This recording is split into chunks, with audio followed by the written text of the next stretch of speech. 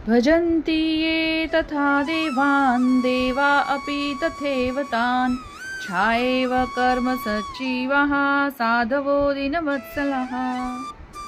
तो यहाँ पे छाएव कर्म सच्चिवः ये शब्द बहुत ही महत्वपूर्ण का है।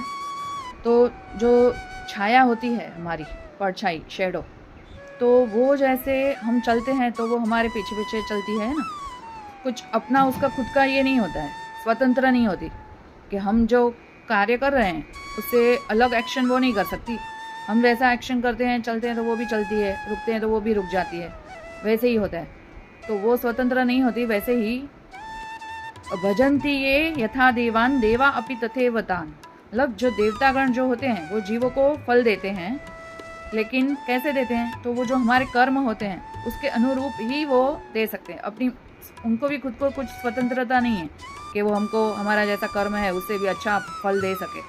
हम जैसा किया होगा वैसा ही वो फल देने में बंदी जन्मे है वो, है ना। तो इसमें कहा है कि साधवो दीन वत्सला, लेकिन जो साधु होते हैं वो दीन वत्सल होते हैं, क्योंकि देवी देवता जो होते हैं वो स्वतंत्र रूप से किसी जीव को दंड या पुरस्कार नहीं दे सकते। वो भगवान की शक्ति के अनुरूप ही देते हैं, और जो मनुष्य होता है उसके कर्मों के अनुसार ही उनको फल दे सकते हैं।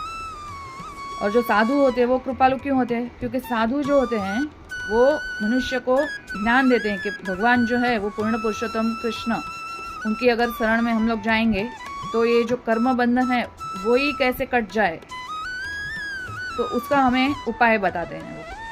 तो इसके लिए साधु जो होते हैं वो बहुत ही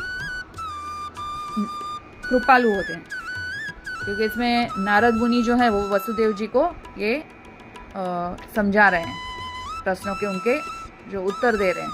तो ये जो 11वां स्कंद है भागवत जी का, उसमें अध्याय 2 का ये श्लोक था। हरे कृष्ण।